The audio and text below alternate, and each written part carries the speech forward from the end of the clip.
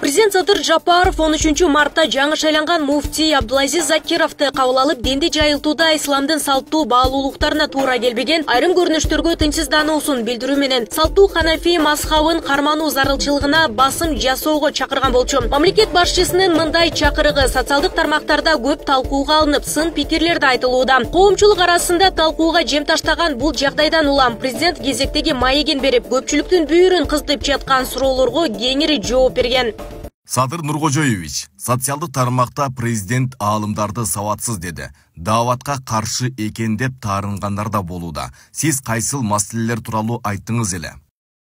Эптеп эле менин сөзүмдү бурмалап, элге жаман көрсөткүсү келген жарандарыбыз бар. Башка иштеримден эч бир кыйкым таба албай, анан ушул дааватчылар жөнүндө айткан сөзүмдү бурмалап жатышса керек. Муфтийди кабыл алганда дааватчылардын кийинген кийимдерин оңдойлу, башка өлкөлөрдүн салттарын сиңирбей, өзүбүздүн эле улуттук салттарды жайылталы, эң жок дегенде медресени бүткөн же ислам университетин аяктаган билимдүү балдарды дааватка чыгаралы деген сунушумду айттым. Президенттин бул сунушу диний аалымдар тарабынан да колдоого алынууда. Анткени кыргыз элинин илгертен келе жаткан салтын, үрп-адаттарын кармануу менен улуттук кийимдерин кийүү туура деп эсептелет. Ошол эле учурда ислам дининде билимге катуу басым жасалары белгиленет. Бүгүнкү күндө ошол журт башчыбыз каада салтыбызга ылайык, үрп-адатыбызга ылайык, ата-бабаларыбыз кийинип келген кийим кече боюнча да токтолуп кетпедиби?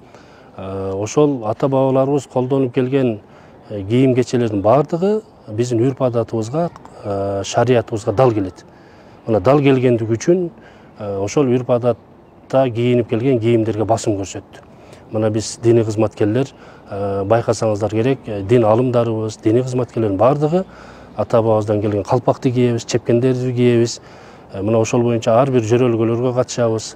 Ата-бабабыз ошол шариятты негиз тутунуп келген, биз дагы ошол ата-бабабыз кийинип келген кийимди кийинишибиз эч кандай шариятка баягында терс келбейт да. Өзүңүздөр билесиздер, муфтийге президенттин берген тапшырмасы ошол муфтиятта көрсөтүлгөн тартип даават иштен сырткаркы көрүнүштөргө айтып атат, чачын узун өстүрүп алган, кыргыздын адатына туура келбеген кийимдерди кийип атканын. Эми президент болгондо мындай нерселерди мындай суранып, балким президент мындай терминологиясынан адашып айта алган менен түпкү максатын туура эле берди. Аны кече өзү ооз ачырган мезгилде да түшүндүрүү бергенге аракет кылды. Бирок болбой эле бизден Facebook'тагы мындай колдонуучулар балким ушу туура сөздү сүйлөйбүз деп туура эмес жакка кетип, орозо күнүндө өзлөрүнүн оозун ачып алганын да байкалбай атат да. Балким алар чыныгы мусулманчылыкка мындай өзлөрүнүн деле терең сабаты жок болушу деле ыктымал болушу мүмкүн. Алар деле туура түшүнмөйөн кабыл алабыз. Ошон үчүн мындай диний жааттагы мындай көрүнүштөргө дайыма илим ал деген ушул максат өзү ушул да. Андан тышкары президенттин коомчулуктун катуу талкуусуна түшкөн митингчилер тууралуу берген билдирүүсү болуп калды. Буга чейинки берген маегинде митингчилерден коркпойбуз, митингге чыккандардын башынан сылап отурбайбыз, жооп катуу болот деген билдирүүсүн айрымдар коркутуу же укуктарын чектөө катары баалап алган. Биз андайларга жол бербейбиз. Мен бул сөзүм менен коркуткан жокмун. Укуктарын да чектебейм. Жөн гана 200 коррупционер менен бийликке уурулардын кызматынан ажырагандардын кызыкчылыгын эмес, 7,5 миллион элдин, мамлекеттин кызыкчылыгын биринчи орунга коем.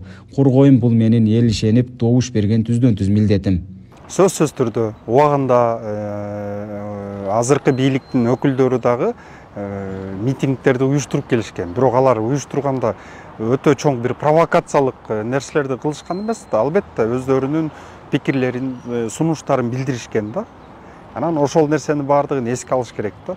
Анан бүгүнкү күндө радикалдуу көз караш менен болгон нерселерге сөзсүз түрдө менин жеке пикиримде дагы аларга чара көрүлүш керек деп эсептейм. Анан митинг десе эле баягы маданияттуулукту да сакташ керек да.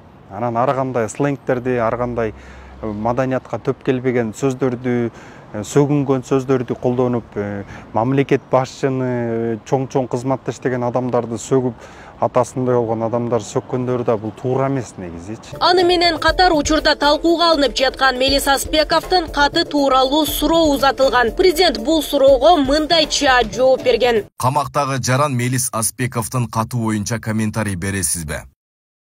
Андай шылуундарга жооп беришти ашыкча деп ойлойм. Былжыраган жалганчылар үчүн жооп бергенге убактым да жок. Эми өзүңүздөр билгендей, түрмөгө кесилип кеткен киши мыйзам ченемдүү нерсе, бул эми ага терет деп чөө дейт, орусча айтсам, баарын айта берет, жаза берет, чыбай берет да. негизинен ар бир эле баягы революция болгон сайын президенттин жанына ушундай шылуундар келип алат да. Төңкөрүштөн кийин келген шылуундарды жолотпош керек да бийликке.